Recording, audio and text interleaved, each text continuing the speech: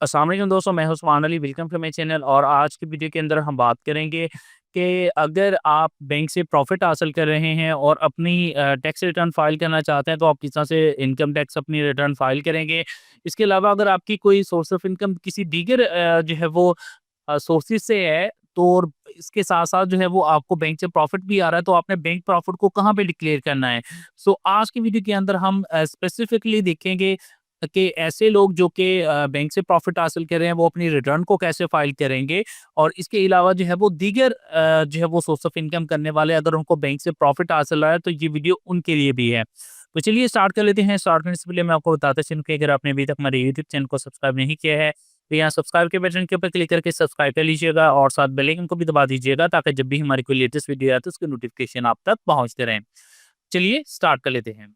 इसके लिए सिंपली तौर के ऊपर आप जो है वो अपने अकाउंट को लॉगिन कर लेंगे, नॉर्मल रिटर्न में जाएँगे और यहाँ पर 2025 की टैक्स रिटर्न्स फाइल हो रही हैं, तो 1 जुलाई 2024 से लेकर 30 जून जो है वो 2025 तक का जो है वो ये ऑफिशियल ईयर है। अगर आप जो है वो पाकिस्तान के अंदर जो है वो 183 डेज़ से ज़्यादा जो है वो कयाम किया है, तो आप जो है वो इसको अपने आप को एज़ अ जो है वो रेज़िडेंशियल शो करेंगे, अदरवाइज़ जो है वो आउटसाइडर पाकिस्तान जो है वो नॉन रेजिडेंशियल होते हैं। तो यहाँ पर मैं जो है वो मैं 183 डेज़ से ज़्यादा पाकिस्तान में मौजूद हूँ, तो मैं येस के ऊपर क्लिक करूँगा, कंटिन्यू कर दूँगा।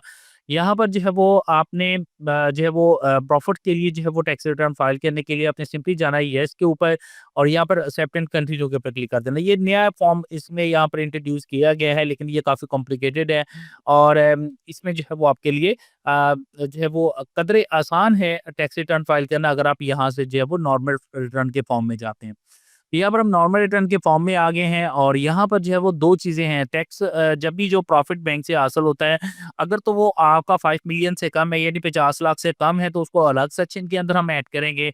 और अगर वही जो है वो बैंक प्रॉफिट आपका किसी दीगर जो है वो 50 लाख से ज़्यादा है, 5 मिलियन से ज़्यादा, तो उसको अलग सेक्शन के अंदर जो है वो ऐड किया जाता है। तो सबसे पहले हम देख लेते हैं कि अगर हमारा जो बैंक प्रॉफिट है वो 5 मिलियन से कम है, 5 लाख से 50 लाख से कम है, तो कहाँ पे ऐड करेंगे? इसके लिए हम जाएँगे टैक्स चार्जेबल के अंदर और इसके अलावा जो है उस फाइनली फिक्स में चले जाएँगे और यहाँ पर हमने देखना है कि जो है वो बैंक प्रॉफिट से रिलेटेड यहाँ पर आप देख सकते हैं profit on debt under section 151 B from bank accounts at the rate of 15%, यानी 15% के हिसाब से जो है वो ये है अमाउंट नॉट एक्सीड 5 मिलियन, तो 5 मिलियन से अगर ज़्यादा नहीं है, तो इसके ऊपर आपने देखना है कि आपने का कितना जो है वो आपने टैक्स जो है वो अर्न किया। फॉर एग्जाम्पल मैं कहता हूँ कि यहाँ पर हमने जो है वो 7 लाख रुपया जो है वो अ, हमें जो है वो प्रॉफिट आया है और उसके ऊपर जो है वो 1,05,000 रुपए टैक्स जो है वो बनता है। जब बैंक आपको जो है वो टैक्स अदा करता है, जब आपको जो है वो प्रॉफिट पे करता है, तो वो आपका टैक्स जो है वो डिटेक्ट कर लेता है। आप टैक्स सर्टिफिकेट जो है वो मुतल्लिका बैंक से भी हासिल कर सकते हैं। इसके अलावा आप बैंक स्टेटमेंट में भी अपनी में चेक कर सकते हैं, ये टैक्स पे हुआ होगा। उसको आप यहाँ पे ऐड करेंगे और कैलकुलेट के बटन के ऊपर क्लिक कर देंगे। बस इतना सा काम है जो कि जिनकी अमाउंट जो है वो 5 मिलियन से कम है। अब हम आ जाते हैं कि ऐसे लोग जो कि 5 मिलियन से ज़्यादा जिनकी अमाउंट है, तो चलिए हम यहाँ से इसको ख़त्म कर देते हैं। आओ अगर आपकी जो है वो पा 50 लाख से ज़्यादा अमाउंट है, तो आप जाएँगे टैक्स चार्जेबल में, एडजस्टेबल टैक्सेस के अंदर जाएँगे और यहाँ पर आपने जाके सर्च करना है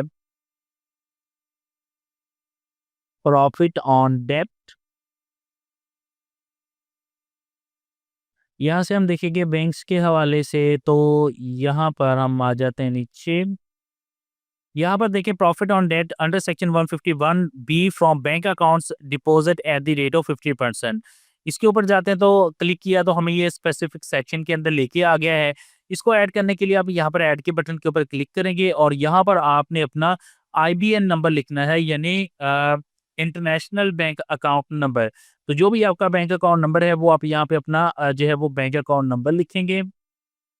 उसके बाद जिस भी बैंक के अंदर है, ठीक है, वो आप अपने अकाउंट का लिख देंगे। लिखने के बाद आप सबमिट के बटन के ऊपर क्लिक कर देंगे।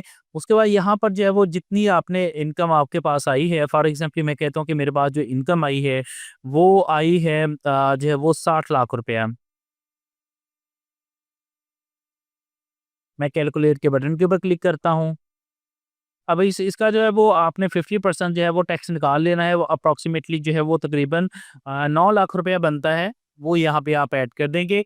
वो आपका पे हुआ होगा, आप जो है वो बैंक से जो है वो अपना हासिल कर सकते हैं, जो है वो टैक्स सर्टिफ़िकेट, इसके अलावा आप बैंक अकाउंट की स्टेटमेंट में भी दे सकते हैं।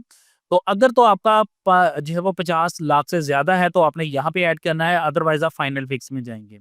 अब ये तो था अकाउंट के हवाले से, अब यहाँ पर हम फर्दर जो है वो कंटिन्यू करेंगे अपनी जो टैक्स रिटर्न है उसको।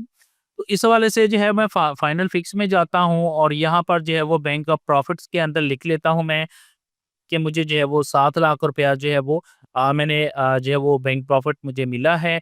उसके ऊपर जो है वो 1 लाख रुपया 5,000 रुपया हमारा टैक्स बनता है, वो हमने यहाँ पर लिख दिया और इसको फिक्स कर दिया।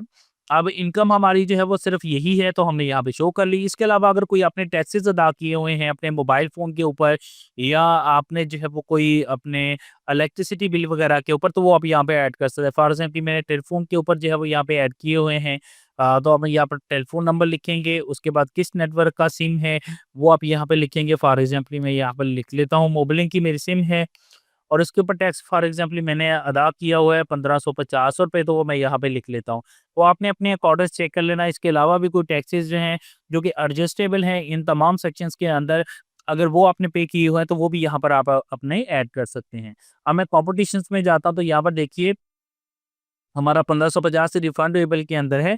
हमारा जो है वो किसी भी किस्म का फर्दर जो है वो टैक्स जो है वो नहीं बन रहा है। अब हम जाएँगे फर्दर के लिए आप जाएँगे यहाँ पर रिकंसाइल ऑफ नेट एसेट्स के अंदर, और यहाँ पर जाके फाइनल फिक्स के अंदर हमने 7 लाख रुपया कर देंगे। और अगर आपकी जो इनकम है वो 5 जो है वो लाख से जो 50 लाख से ज़्यादा, तो फिर आप नॉर्मल में जाके इसको ऐड करेंगे, ठीक है?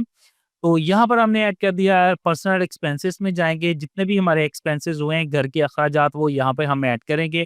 आप प्रॉपर इसकी बैलेंस शीट बना सकते हैं, जिसके अंदर जो है वो आपने गाड़ी की मेंटेनेंस के ऊपर कितना खर्च किया है, ट्रैवलिंग के ऊपर कितना किया है, इलेक्ट्रिसिटी बिल कितने दी है, वो बिजली का बिल आपने, पानी का बिल कितना दिया, गैस का, टेलीफ़ोन का, तो वो तमाम यहाँ पे आप लिख सकते हैं। मैं यहाँ पर टाइम की किल्लत की वजह से सिंपली तौर के ऊपर जो है वो यहाँ पे ऐड कर देता हूँ कि मैंने जो है वो 2,50,000 रुपया जो है वो घर के ऊपर अखराजात किए हैं पूरे साल के अंदर। और यहाँ पर मैं जाता हूँ रिकंसाइल ऑफ नेट एसेट्स के अंदर, तो ये 4 लाख जो है वो 50,000 रुपया हमारा अनरिकंसाइल्ड अमाउंट बच के 7 लाख रुपया हमने कमाया है। 2.5 लाख रुपया हमने अखराजात किए, तो 4,50,000 रुपया बच गए। इसको हम पर्सनल एसेट्स में लेके चले जाएँगे, यहाँ पर नॉन कैश ऑफ बिज़नेस में मैं इसको ऐड कर देता हूँ। अब यहाँ पर हमने कंप्लीट किया है, तो अब ये आता है रिकंसाइल ऑफ नेट एसेट्स में, तो हमारी अनरिकंसाइल्ड अमाउंट 0 आ गई है।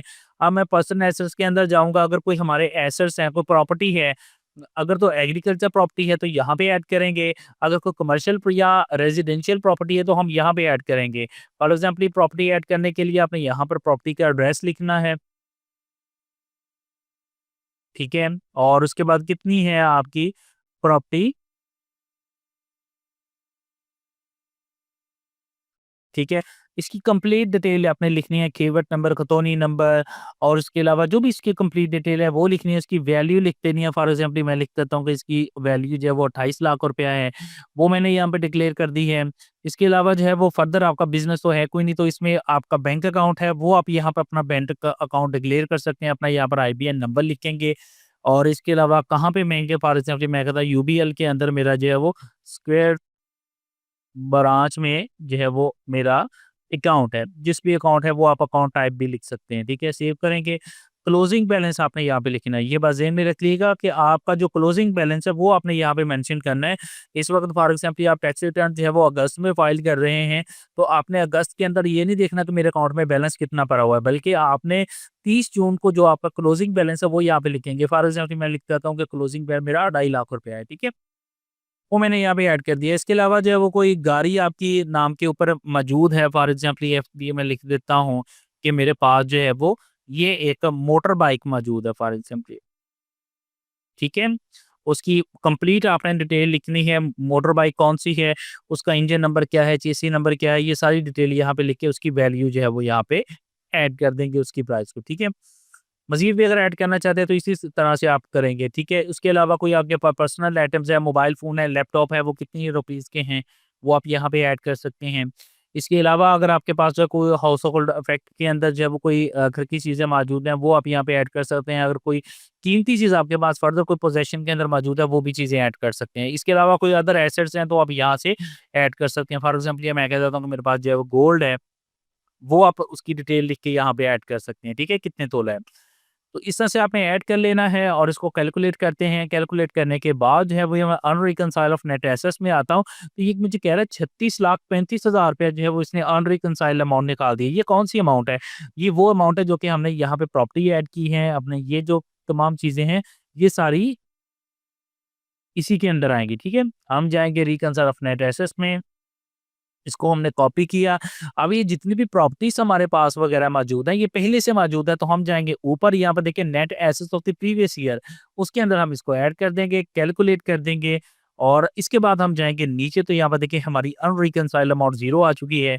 अब जो है वो हम इसको सेव कर लेंगे। सेव करने के बाद हमने यहाँ पर जाना एट्रिब्यूट के अंदर, यहाँ पर कोई भी एक बिज़नेस सेक्टर जो है वो यहाँ पे ऐड कर दीजिएगा।